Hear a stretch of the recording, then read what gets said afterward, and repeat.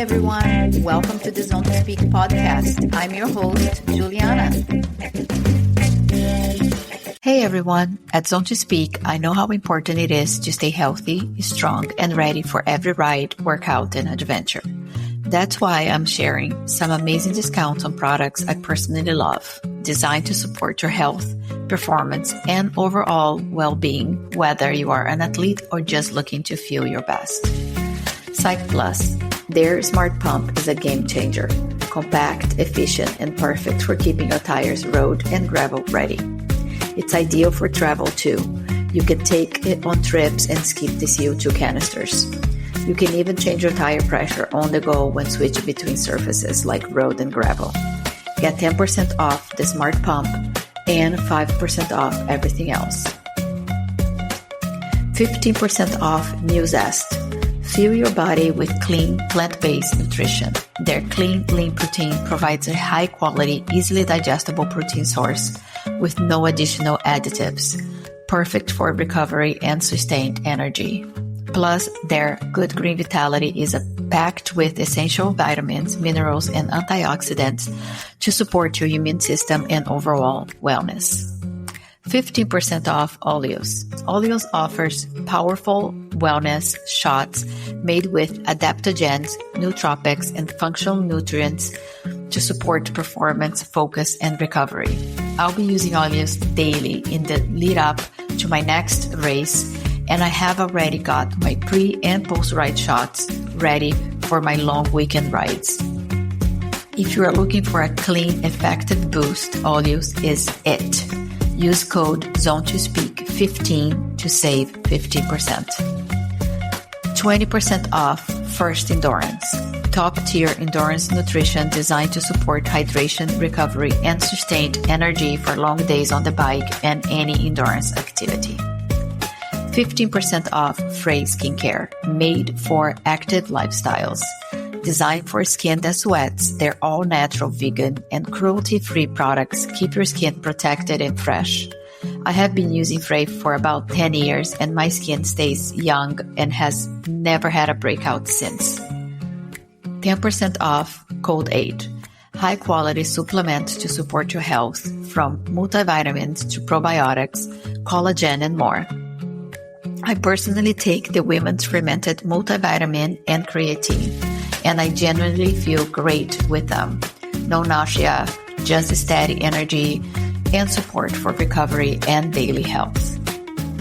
10% off Clearly Not Coffee, a delicious coffee alternative from functional ingredients like mushrooms, cocoa, maca, cinnamon, and rhodiola, designed to give you calmer energy, sharper focus, and immune support. Honestly, I can't live without it anymore. It's been such a boost for my energy levels and has helped me navigate perimenopause with more balance and ease. 15% off Ombre Supplements, premium supplement to support your training, recovery, and everyday health.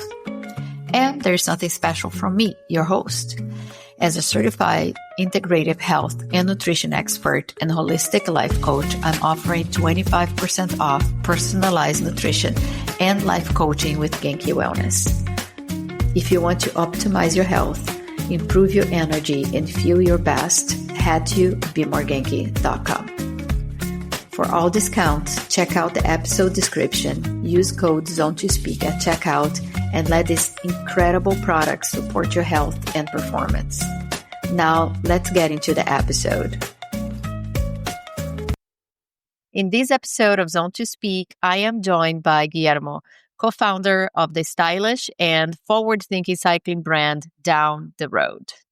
Alongside his partner Katia, Guillermo has helped shape a brand that blends performance, minimal design, and a deep love for cycling culture. While Katia couldn't join us for this conversation, her creative influence and vision are very much part of the story we explore today. Guillermo will share the journey behind building Down the Road, from their shared passion for cycling to launching a brand that resonates with riders. We will talk about design philosophy, the challenge of entrepreneurship, and what it means to create a brand that it's not just about looking good, but feeling connected to the ride. Whether you're a cyclist, a creative, or someone dreaming of building something meaningful from the ground up, this episode is full of inspiration, insight, and the spirit of the open road. Guillermo, welcome to Zone to Speak. Thanks for having me. I'm really excited to be here, and thanks for that amazing intro. Really excited about Absolutely. this. Absolutely. So am I. So tell me, what's your personal connection to cycling, and when did it start? How it has evolved? Oof, where do I start? I mean, Yeah. I'm originally from Costa Rica. I grew up in a small town in the Pacific, very close to the beach. And, bicycles are just part of our culture. You use them for transportation, you use them for sports, you use them just to hang out with friends. I mean, I don't remember learning how to ride a bike. I just rode a bike. I have 11 cousins. They're all about my age. So, like we had our own small gang. We would go everywhere by bike. We would do everything by bike. We would hang on the bike. It was just weird. So it's always been a part of me. Then when I was 6, I moved to the capital. So, when you move to let's call it a bigger city, it's a little harder to cycle as much, right? So Yeah. that's when I actually joined a cycling team. I joined a mountain bike team so I could I guess my parents just wanted me to spend a little bit for a lot of the energy I had when I was a kid, you know? So yeah, that's how it grew. Bikes has always been part of my life. And one way or the other, transportation, fun, then became a little more competitive. I did try out for triathlon when I was, I believe, 9 or 10 years old. Sold my mountain Wow, bike, got that a road young. bike, and I think that's how it started. I mean, as I said at the beginning, I don't really know where it starts my connection with the bikes, but it's definitely part of me. Yeah. Very cool. Yeah, I also resonate to the story. I have fond memories of childhood just cycling around the neighborhood as well with my brother. So hmm yeah. Sometimes I'm really curious because, back then we didn't have Garmin's, we didn't have watches, we didn't have How even much the one. power did we put? Exactly. No. Actually, I've never thought about the power, but about the kilometers you would do in an afternoon, right That's after true. school. I Yeah. remember coming, sometimes not even changing my uniform, and then my mom being mad because I would make it super dirty or rip it.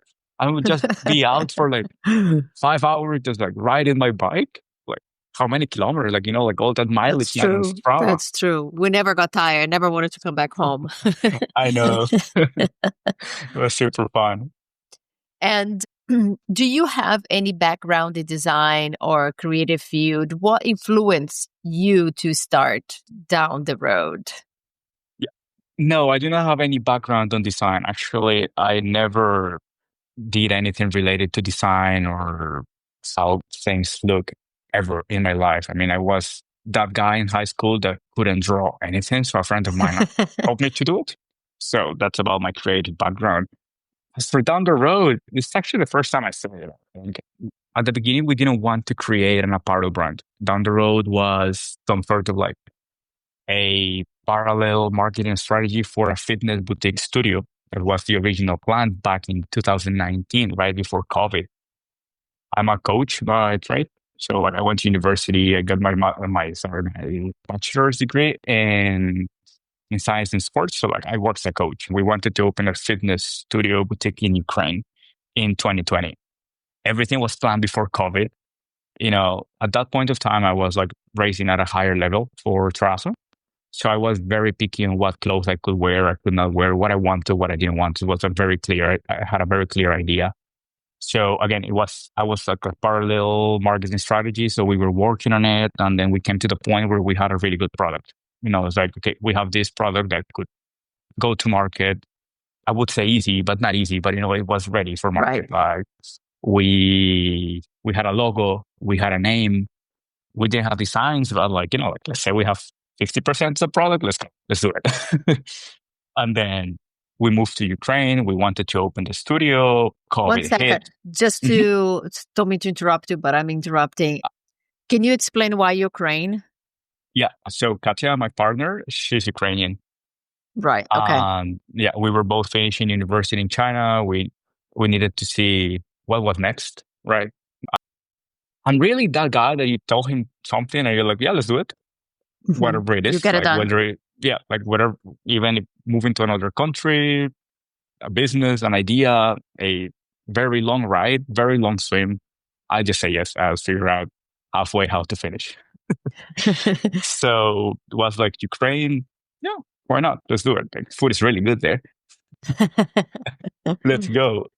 And then, yeah, we moved in 2020, COVID hit, and, opening a physical studio just went against everything you could and could not do during COVID. Yeah. So like, okay, no, let's put this in standby until COVID ends. Never ended, you know. Yeah. And we had down the road on the side, like just ready to go. Like, well, let's put up some designs together. Let's open a website. Let's open a social media. Let's make an order. Let's do it. So a few too many nights of a lot of coffee, no sleep, and we had a website up and running. Entrepreneurship life. Oh yeah, like juggling absolutely everything every day. It's like, we need that. Fine, we don't have money. Okay, YouTube, how to do this? There you go. Amazing. So yeah, that's how it was born. So. And how did you make your way from Ukraine to, because you're based in Spain? Yeah, we are currently based in Spain. Well, obviously there was and still is going, unfortunately, a war there. So is that what pushed you out? Yeah. I mean, like, we always had the intention to expand outside of Ukraine, being the European market or being the American market. Like, they're both very important markets, and we'd love to be in both. At the end, personally, I just love cycling. So if I can go ride my bike in the US and I have an excuse to go, I'm like, why not? Right now. Yeah. But then, like, it definitely, like, when the war started, was like, what do we do? Right. Well, I have a cousin that lives in Amsterdam. So at that point was like the easiest place we could go. So we just went to Amsterdam, and we were on the way to Spain, actually. We wanted to move to Spain since the very beginning in 2022 because, many reasons, like weather, there's a lot of cyclists, the food is good, and many other things. But I see the food pattern strong. I'm a foodie, yeah. Like, drives a lot of my decisions, I think. And yeah, like, we made it to Amsterdam in 2022, and we were planning to stay for like 3 weeks, 1 month, something like that, just to like settle down a little bit and then like start thinking with like a clearer mind. And seemed like a good place to be. We stayed there for 2 years. So we started developing down the road, let's say like Europe in the Netherlands. We stayed there for 2 years. Started growing, like we started an Instagram from zero. We started growing, started getting followers, like sales slowly started to come in, custom things. During the first year in 2023, like down the road went from like what it was to zero. So I actually went back to work. I work with Challenge Family, the triathlon organizers. And they also have a local series. They organize around like 5 triathlons all over the Netherlands. So we came into an agreement with them to be sponsors of the series, which we still are. So, like, it brings some like brand recognition, and it just goes from there. Like, that's the good thing of starting from zero. Like, you can't get worse than that. So that's true. It was hard, starting again in a country that you don't really understand. You don't have friends, but like, it is what it is. Like, we started going from there. Then, like, coming the second year, situation got a little difficult in the Netherlands, especially for me, for like some like visa situations. Okay. So we found this like nomad visa in Spain, and like, yeah, it worked very well for us. So yeah, we applied for it, and here we are. It's been a year, over a year though. So that's a crazy journey. Well, congratulations. I'm glad you found a home for yourselves and for down the road as headquarters for now. Oh, yeah. And I mean, I seen the collection, and I urge everyone listening or watching on YouTube to check out down the road. I love the collection. You have shared with me a kit, and I have tested, and it's super comfy. I really like it. And do you guys have a creative process? How do you come up with the collections? Are there like some of your values and emotions that you embedded in the brand? Mm-hmm. Can you take me through your process? Yeah. We are still working on different approaches to come up with the design. To be honest, Katya is the one that is more involved in the creative process. Everything that you see is born from her ideas. I give my opinion, but like the creative part, like is her. We have a Okay. designer. He's Ukrainian. He's the same guy that made our logo originally back in 2019. We started working with him again, I think in 2021. So like during the first year, we didn't work with him. Then like we went back to working with him. So we have different approaches for all of them. Like I think like every collection gets better and better, at least in my eyes. I hope for like for the people like also. But that's what we want to get better every year to just do like cooler things and more meaningful. So our last collection is called Resilience. And like we are an Ukrainian brand. Like Katya is Ukrainian. Most of I don't even like the word clients because at the end of the day, they're friends. I think I don't know them all. I wish I knew them all. But like all the friends of the brand, most of the friends of the brand are from Ukraine. So like we really resonate with Ukraine. And we with the resilience collection, like we wanted to show, like the daily struggle that Ukraine is a country and the people that live there are enduring every single day. You know, so like Yeah. when it comes to the design or the aesthetics of it, we wanted to show like disruptive and loud colors, like something that resonates and show what they are living like every day. And then like the position of the logos that we want them to be like bold and static. And that symbolizes how they stand strong. I like the So like, message. And so I like don't like to wear anything with logos or big logos. And I think yours are super classy and minimalist, even though they do stand strong. And I can see now that you're saying that that's what the collection stands for, and it's beautiful. I mm, want more colors. they're coming.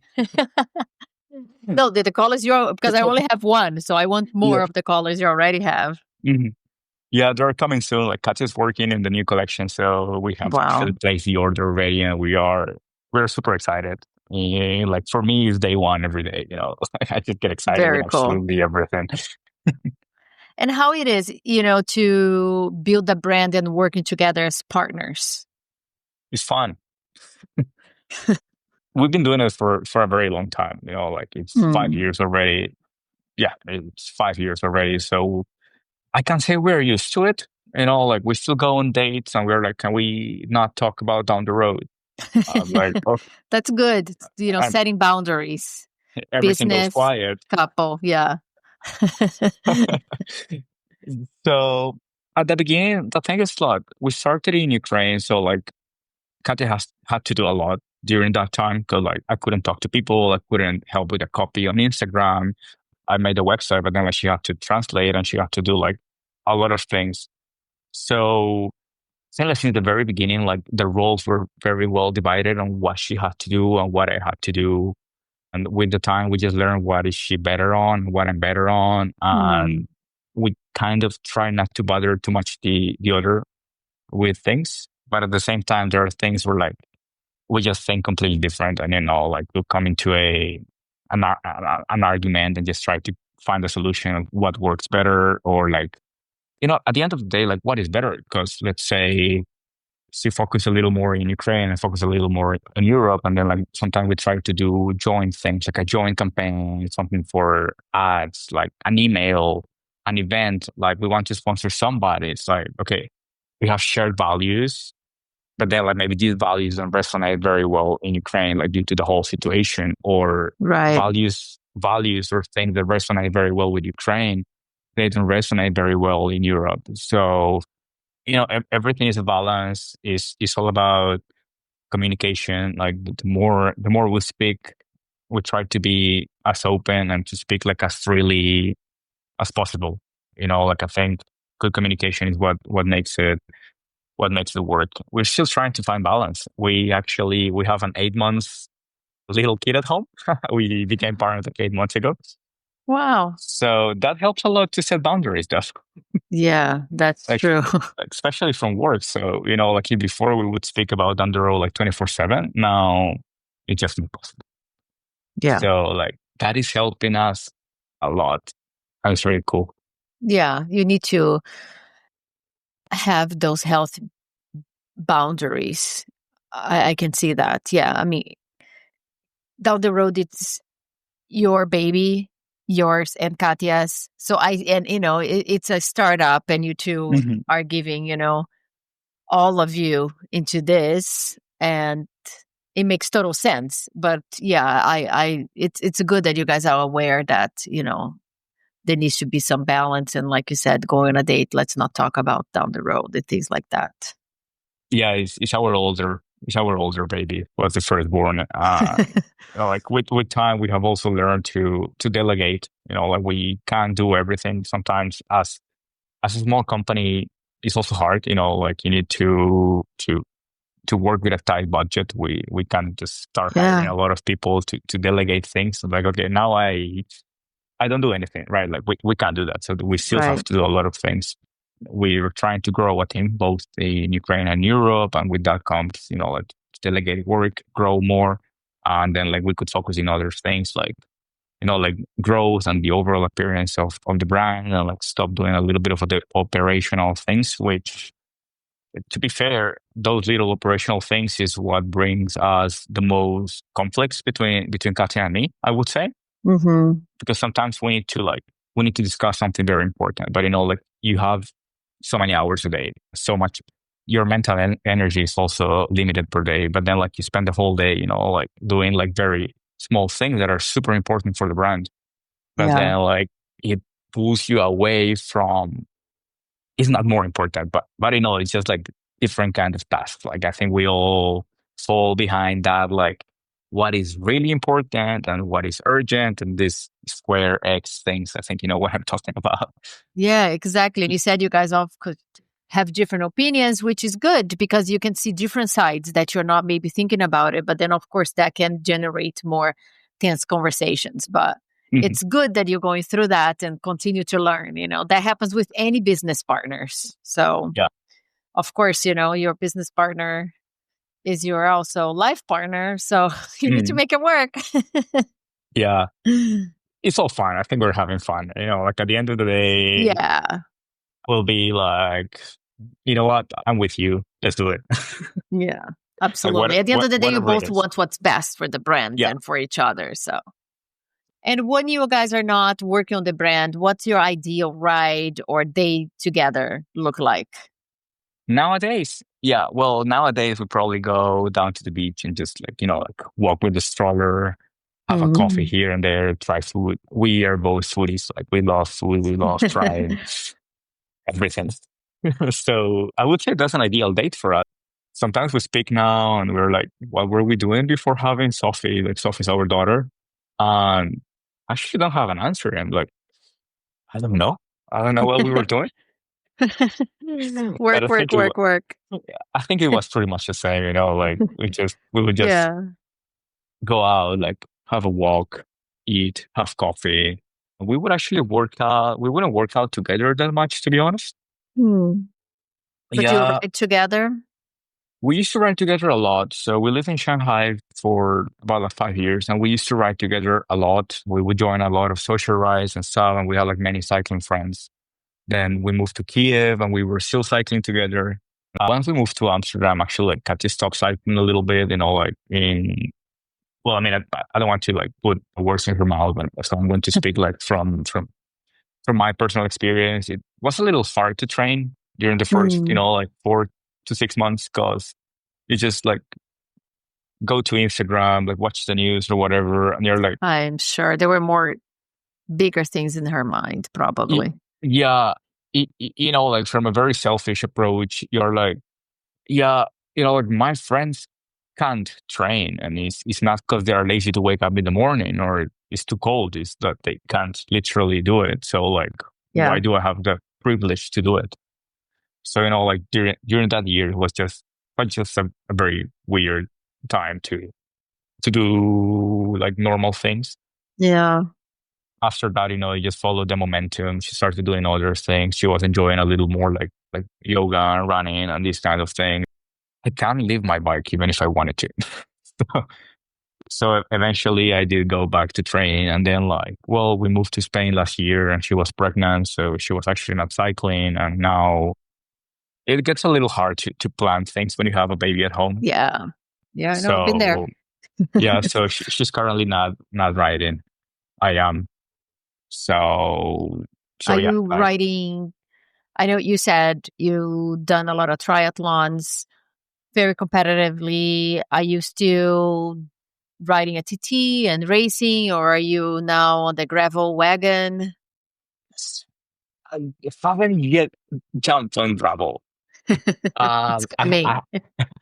It is coming. It's just a matter of time. Like when I buy the bike, I have dipped my toes. I think even more than my toes. I mean, like I have done a couple of like 150-kilometer ride on gravel without even owning a gravel bike. It more like my friends are like, "Hey, we're going on this ride, and we got you a bike. It might be your size or not. We know you have we know you have off-road shoes, so you're coming." Like, okay, fine, whatever.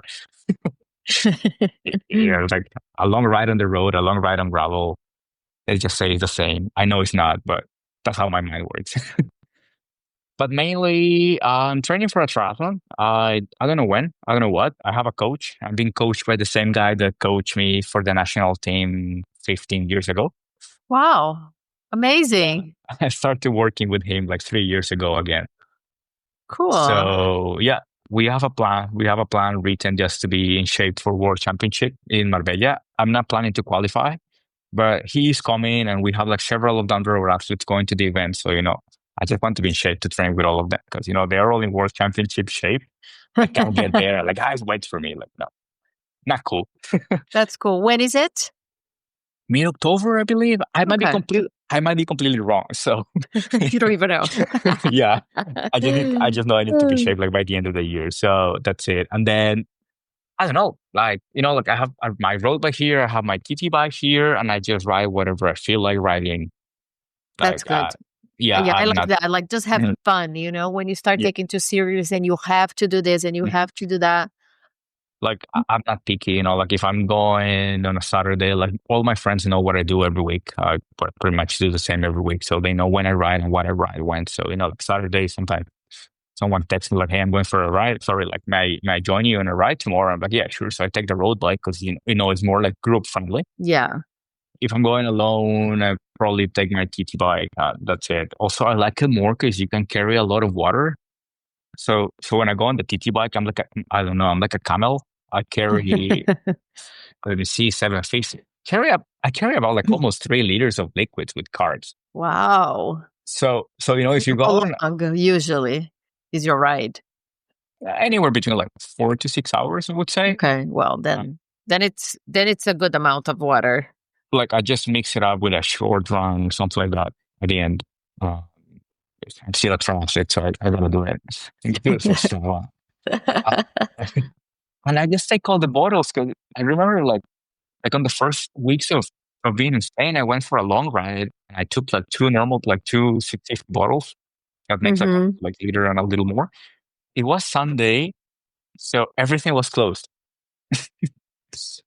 So I did like 5 hours and I ran out of liquid like an hour or Oh two. no. I drink a lot, and I would just like stop like searching Google Maps, like like supermarket or this like store or whatever, and no, everything was closed. Everything was closed. Yep. Oh man, this is gonna be a long day. Yeah. Yeah. Just if you find one of those water fountains, other than that, no luck Yeah, on a Sunday. Yeah. I know. I didn't know about those. I still actually don't know how to find them. There is an app called WeTap, Okay. but it's better on, I think in France it's really developed because it's developed by the users as well.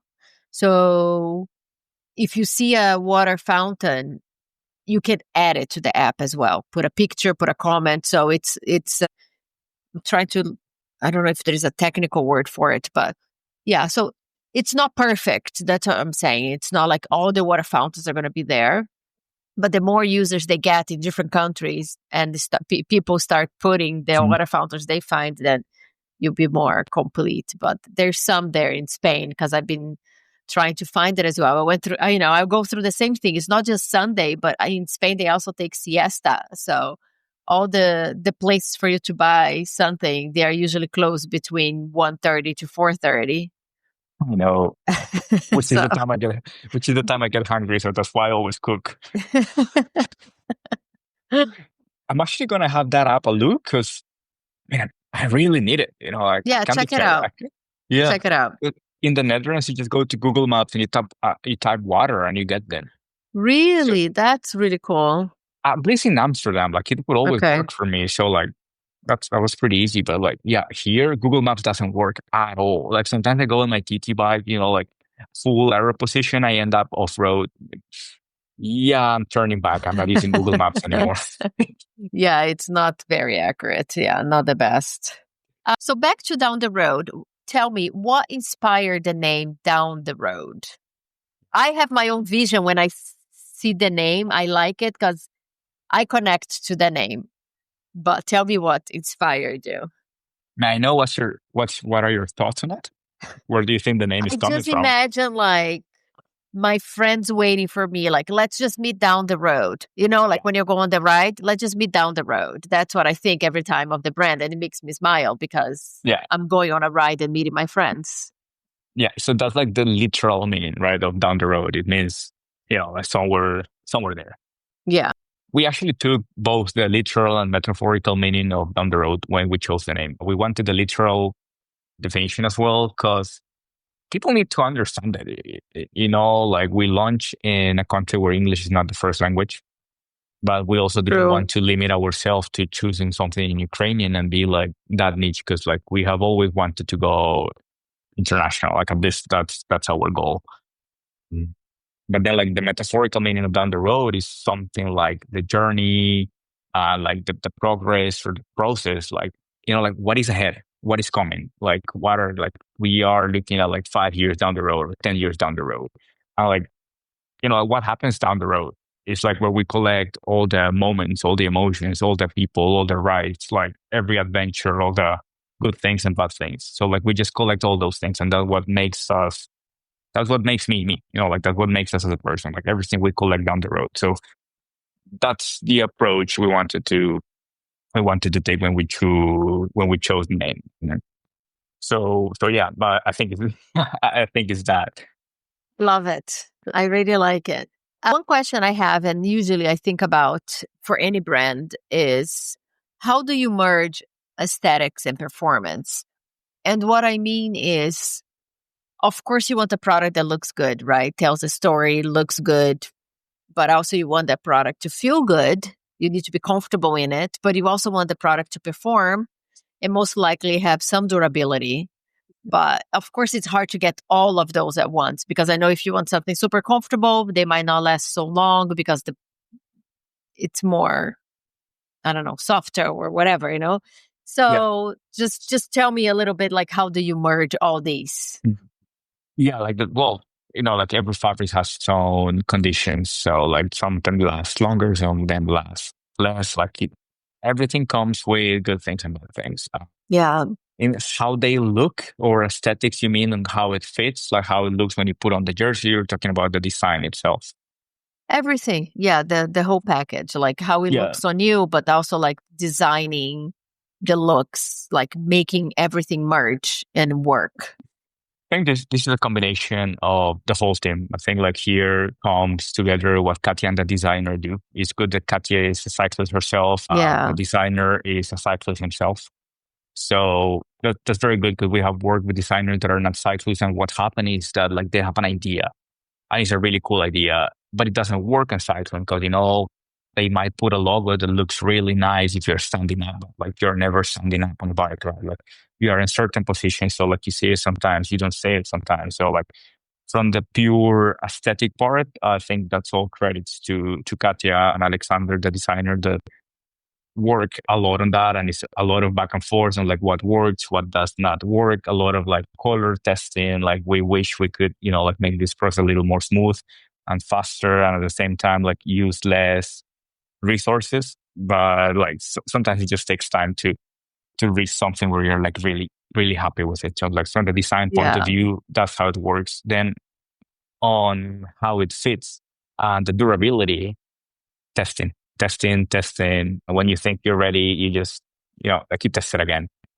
Um, and for that, like we work with several riders, triathletes. I test training myself. That's why I train actually. I think You have to. I guess I have to because I need to check how this works. that's what keeps me training. Like I remember last year when we got the cargo bibs, I trained like twice that day. And we got them in the afternoon, and Kat is like, "You have to go test the pockets." I'm like, "Well, I trained twice already." Like my Strava had like 4 hours already. I don't want to go. Like if you're going, okay, I'm going. And we just Your test everything. pockets are really good. I want to give it a shout out. Yeah, I like Thank it. you. Yeah, I'm So like picky, because some are a little loose, some are too tight to get in and get out yeah. stuff. No, yours are good. Yeah. Yeah, so we just test everything to the limit, So like for the pocket, for example, I wouldn't take my phone and put it in because like a phone is called like 1 centimeter. Well, not the length, but the width. Yeah. We wouldn't test it with a phone. We would test it with the bottle. Mm. With a 600 milliliter bottle, Wow. like we're gonna test this to the limit because that's what we want to do. I don't want to sell you a pair of bibs that will last you a month. Mm-hmm. Like we test all the materials. We want to make sure you can wash them as much as you want, even if you don't take care of them. We want them to last. Like I'm not telling people to treat them bad, but but we want everything to last. Like we want to use, for example, like ink that lasts. Also, that is not bad with the environment, and for that we have to test it. Like when we buy different ink, when we talk to the suppliers, they can tell you this, and that. This is going to be really good. This is eco-friendly. This doesn't wash out. And then like you wash it, not 5 times, but like you wash it 20 times and you realize your red jersey is pinkish. And you're like, okay, this is cool, but it's not the jersey I bought. So we don't want that. And that's why sometimes, especially with new products, it takes us so long, or at least longer than we expected to launch, because we are just testing on that. And we have several people testing. We do our own testing here. Every time we buy like new materials, we just see where do they rip. Like how far can we stretch them? Like this zipper, how far can it go?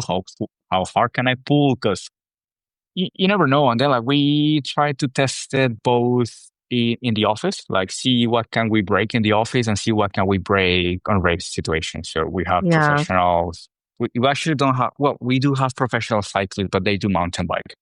Okay. They are from the Ukrainian national mountain bike team. So they're actually in the Olympic pros now for LA 2028. Yeah. So like we have those guys testing clothes in a high performance environment. Because, like at the end of the day, if I go on a coffee ride, barely sweating, nothing's going to happen. But when you're in the middle of the peloton and, and your heart rate is through the roof and you need to open your zipper, that's a whole different story. Oh, that's true. That's true. That is so different because, like when you are pushing the limits, like even drinking water, at least the bottle is hard to drink. Like you ain't getting any water out of that bottle. So like, we just try to cover everything as much as possible. Like same with the triathlon. Like we want to test our triathlons at the top of the game. And we also have to test everything on the other spectrum, right? Because like our clients do everything. Like we have high performance age groupers, we have professional athletes, but we have people also that are like weekend warriors. Exactly, the weekend warriors. And like you also want to serve to them because like you don't want, like a good jersey for a pro rider doesn't necessarily fit a weekend warrior. So like we need to listen to everybody and everyone has to test it and everyone has to be, we need to reach a level of happiness, like overall. Yeah.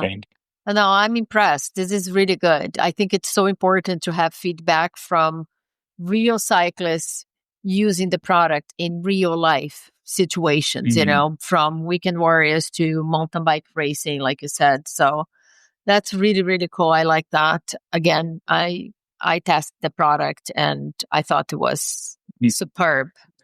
Yeah, I'm really glad. Every time we work with somebody or like 100% honest feedback, like bad feedback is not bad. Just if you say in maybe an offensive way, but other than that, like bad feedback is actually really, really, really welcome. Yeah. Because like we always try to improve and go in a direction that people like, and not because what happens is like we're a very small company, like we have a few people working with us, but at the end of the day, Katya and I are the ones that make the decisions. Mm. I could just go crazy and say like, oh, I want this like super influencer looking jersey, just make a crop top, because it looks good. Yeah, But somehow that's where we've been heading, isn't it? Like jersey just gets shorter and shorter, and then like you start losing in the functional part because like you can't really reach back to your pocket. exactly. Yeah. And like my shoulders are flexible, and sometimes it's hard to reach. But then like you also have to think exactly on the weekend warrior, like those guys that like really stash their pockets with a lot of things. Because Yeah. like Oh you my also God. Yeah, I see those. I can't live without my bib pockets. I barely use my jersey pockets. But yeah, like when I see someone like they have everything there, like tubes, pump. Yeah, everything. Yeah, I know. So like that's why we rely a lot on feedback because we want to listen from different people. Because at the end of the day, I have my style of writing. Like Katya has her own style of writing. Like every Yeah. person has their own style. Yeah. We need to cater to more people, not just the three people that are in the company. Yeah, So that's why it's so absolutely. important from us. That's how the process works. Like we don't have an ABC. We just we just test things. Like at the beginning of the year, we go to fairs, whether it's physical or online, and see like what materials are trending, what materials are performing better. I Yeah. am super geeky into cycling. Like I can talk about FTP and like nerdy stuff the whole day because I just love it. So I'm always listening like podcasts, YouTube videos, documentaries on like I don't know, CDA, FTPs, like what's better, what's worse, like what shapes of jerseys are better, where could it make you faster, where could it make you slower, and then like we actually have an athlete testing out on on wind tunnel. Oh, cool. Um, so again, like we don't have an ABC, we have something and we work on that. But at the beginning of the year is when we make most of the changes because like the first run like around like October, November, and then like you choose materials for next year, and then like you buy in bulk, like what sleeves are going to be trendy, what hems are going to be trendy, the different length of sleeves, the length Yeah. of pockets, size of pockets, extra pockets, less pockets. I don't know. Wow. Yeah, it's a Because like, lot to think about that we don't think about as consumers, but a lot for mhm, you guys that are creating. It's mhm. how do you stay grounded on the vision to create collections for the upcoming year? Question. In terms of design, like again, like we are still trying different approaches every year. Like we've been on the market 5 years. We do not count 2021. No, sorry, we do not count 2022. So Okay. this even 2023, because the thing is that we launched in 2021 with very basic designs. No, sorry, launched 2020 with very basic designs, and we launched late because we didn't know we were going to do down the road. So those designs lasted all the way until like mid end of 2021. So like we've been constantly late in the season. So we just dragged all the merch. Then 2022 was, I mean, I know it's like very easy to say that the year that everything went bad was the year that was going to be our year. But in this case, I swear it's true. Like the amount of stock that we had and all the designs that we have, like was so far our best collection until that point. It was the biggest stock we ever had because Wow. we anticipated the growth and everything. I don't do numbers. Katya is the CFO. I just do like FTP and kilometers numbers. Like that's it. But like company numbers, I don't do that at all. So like we had everything planned, and then like the war happened. So again, the business went from like whatever it was down to zero. 2022, nothing happened. So like we took 22 collection and we used it to 2023, but even the growth was not as we expected it to be in 2022, which means we still dragged that collection up to, we are already in 2024, right? And then mid 2024 is where we launched the resilience collection. So, like we've been in the market for 5 years, but I would say last year was our first proper collection where like you just accumulate experience with the time, Yeah. and we just put everything we knew up until the moment. Everything gets better. Like we get better at the process. We understand better the people that like down the road. Like we understand better the product. We understand better everything, and that's how the resilience collection came out. And now we're still working on that, and we expect to improve. But yeah, like the approach definitely changes. I can't tell you exactly like what is it that we are going to do, but we are going to stick to the values of high quality apparel. That is the most important thing. We want people that when they see down the road, especially when they just know us, when they know us, because when people don't know us, it's hard to judge from what you see on the internet. Yeah. Like anyone can take good pictures and anyone could edit a True. good video. Well, not anyone, but you know what I mean. Yeah, I know what you mean. Mm-hmm. But like once people know, we want people to know that if they get a down the road kit, whatever it is, anywhere from socks to a cap or a full kit, we'll provide with good quality. So like you just feel free to choose the color that you want. So like I think like that's our core value, is to always provide people with quality. In terms of design, it gets a little trickier because that's very much like what you like and what you don't like, and we want to stick to our style. At the end of the day, like I'm a cyclist myself, and I hang out with a lot of cyclists of like different ages, different background, different styles of like riding and things they like. Many of them ask me for things that, like it just doesn't fit our style. Would they sell? Most likely. But is it a down the road product? Like, not really. No, like that's why there are so many brands in the market. Because like brands need to satisfy the millions of cyclists around the world. Yeah. Yeah. No, I hear you. You want to have your community and you want the feedback, but obviously there is a line that you're not going to compromise, which is your vision. And I applaud that. Mm-hmm. And what's next for down the road? Any upcoming drops, events, collaborations? We have a drop coming soon. We have an extension of Resilience, and we'll have a new collection as well that is completely new. We are actually very excited. We're very happy with the jersey that we have right now and the bibs in terms of quality. Like we're really happy with them. We are loving the design. I'm biased. I think it's quite obvious, but like every time someone tags us on Instagram, we're like, "Oh, looks cool," and then like just show the phone. Just show the phone to Katya, like, look, they tag us. Looks pretty cool, doesn't it? I love it. I think I replied to a few posts. I'm like, I want this color. I want this color. Yeah, love it. No, you guys are doing a great job. Keep going. Yeah, thank you. Sorry, can you repeat the question? What's next? Yeah, so in terms of drop, yeah, we're waiting for that. We are getting ready for the summer. So we're super excited for that. I am very actively working on a tri-suit. We're working together with a German professional athlete. Like he's the one that is doing the wind tunnel testing. So I'm super excited about that. And I can't wait to we've been working on that prototype for a very long time and can't wait. Exciting. I might even sign up for another match. Do I have to commit if I say it? Yep. Yeah. It's out there now. Once we release it, I might just sign up for an Ironman. Yeah, I have to test it. I can't just let other people have all the fun. Absolutely. And we have very exciting collabs coming out soon. Actually, I can't make all of them public, but we have one with an event. It's called Iron Gravel. So it's a local event from Alicante. They have a 720 kilometers gravel race, and it's many places in this country. It's actually really fun. I have done many parts of the route separately. Never done the 720. Yeah, I don't see myself doing 720.